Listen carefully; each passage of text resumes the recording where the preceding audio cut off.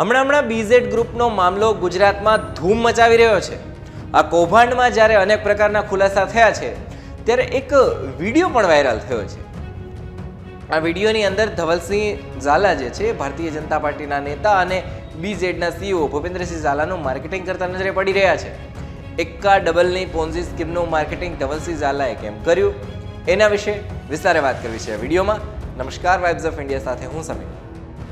Social મીડિયામાં એક video હમણાં બહુ ફરી રહ્યો છે જેમાં કહેવામાં આવી રહ્યું છે કે બીઝેડ ગ્રુપ એજ્યુકેશન કેમ્પસના લોકાર્પણનો આ વિડીયો છે, જેમાં અપક્ષ પણ ભારતીય જનતા પાર્ટી સમર્થિત બાયડના ધારાસભ્ય ધવલસિંહ ઝાલા ભૂપેન્દ્રસિંહ ઝાલાનું માર્કેટિંગ કરતા નજરે પડી રહ્યા છે. એ કહી રહ્યા છે કે 1 ના 2 અને 2 ના 4 કેવી રીતના કરવા એ મારા મિત્ર ભૂપેન્દ્રસિંહ ઝાલાને સારું આવડે છે. કોઈએ ચિંતા કરવાની જરૂર નથી. જેમને ડબલ કરતા આવડે ને એ બધું જ કરી શકે છે, એવું પણ ધારાસભ્ય ધવલસિંહ ઝાલા છે એ આ વિડીયોમાં કહી રહ્યા છે. પહેલા તો છે ને આપણે એ વિડીયો જોઈ લઈએ. કહેતો નથી, ખાસ તો અભિનંદન પાઠવા આવ્યો છું મારા મિત્ર ભૂપેન્દ્રસિંહ ઝાલા. અને આમ તો એમને એક સુંદર વાત કરું એમના માટે, 1 ના 2 કેવી રીતના થાય અને 2 ના 4 કેવી રીતના થાય, બરાબર, એમને ખૂબ સારું આવડે. એટલે અહીંના સ્ટાફ અને અહીંને એમની જોડે જોડાયેલા તમામ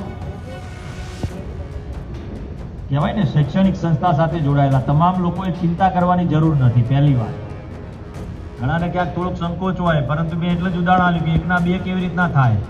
એમ આ કેમ્પસમાં ધારો કે 10-15 હજાર વિદ્યાર્થી હોય કે 5,000 વિદ્યાર્થી છે ને 25,000 સુધી લઈ જવા હોય કે 50,000 સુધી લઈ જવા હશે, તો તેનું આયોજન ભૂપેન્દ્રસિંહ ખૂબ સારી રીતે કરી શકશે. કારણ કે પૈસા જો ફાળવણી કરવાનું આયોજન કરી શકતા હોય તો 100% કરી શકવાના.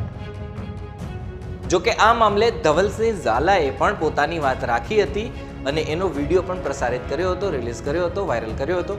એમણે પોતાનો પક્ષ શું રાખ્યો છે ને આ બાબતે એ પણ આપણે સાંભળીએ. તમામ નાગરિકોને કહેવા માંગુ છું કે જે પ્રકારે મારો વિડીયો ચાલુ છે ને એની અંદર જે વર્ણન કરવામાં આવ્યું છે ને એને ક્યાંક ને ક્યાંક ખોટી રીતે મારી મચડીને લોકો સમજી રહ્યા છે અને બતાવી રહ્યા છે ક્યાંક.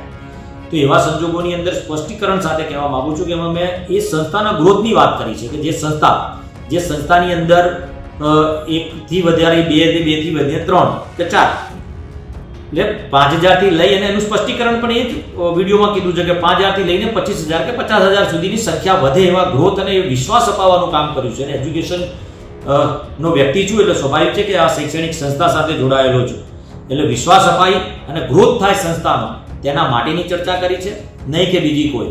આ વાતને બીજી રીતે કોઈએ લેવી નહીં એવી મારી તમામ લોકોને વિનંતી છે.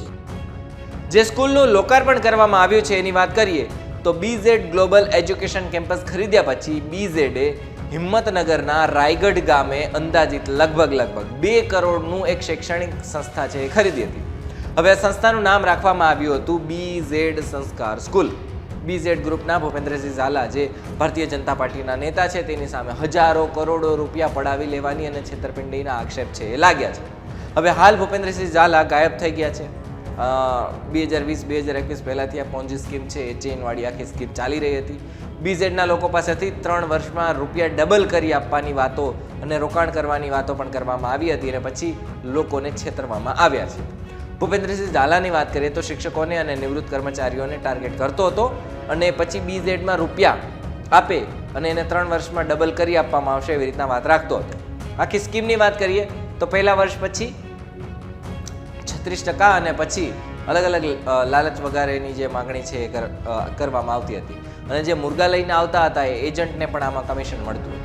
હવે મોટો સવાલ એ થાય કે માની લો કે ભૂપેન્દ્રસિંહ ઝાલા છે એ ગાયબ છે, હવે પોલીસ એને પકડે, પણ પકડે પછી જેને રૂપિયા નાખ્યા છે એ લોકોને હવે રૂપિયા મળશે કે કેમ, એ એક સૌથી મોટો સવાલ છે. પોલીસે અત્યાર સુધીમાં અલગ અલગ જગ્યાઓ પર દરોડા પાડ્યા છે અને ભૂપેન્દ્રસિંહ ઝાલા જ્યાં એક કોઈ જગ્યા ઉપર મળ્યા નથી. કહેવામાં એવું આવી રહ્યું છે કે વિદેશ ભાગી ગયા છે. માટે પોલીસ હવે ભૂપેન્દ્રસિંહ ઝાલા અને એમના એજન્ટને પકડવા માટે કાર્યવાહી હાથ ધરી રહી છે. અત્યાર સુધીમાં પોલીસને 175 કરોડ રૂપિયાના ટ્રાન્ઝેક્શનવાળા 2 એકાઉન્ટ મળ્યા છે. રોકાણકારો સાથેના agreement, application form, fix deposit form, cash voucher, renewable form, advance amount form, કાર્યકરોના ચોપડા અને વિથડ્રોલ ફોર્મ પણ મળી આવ્યા છે. જોઈએ હવે આ મામલે આગળ શું થાય છે, પણ તમામ અપડેટ માટે તમે જોડાયેલા રહેજો વાઇબ્સ ઓફ ઇન્ડિયા સાથે. આભાર.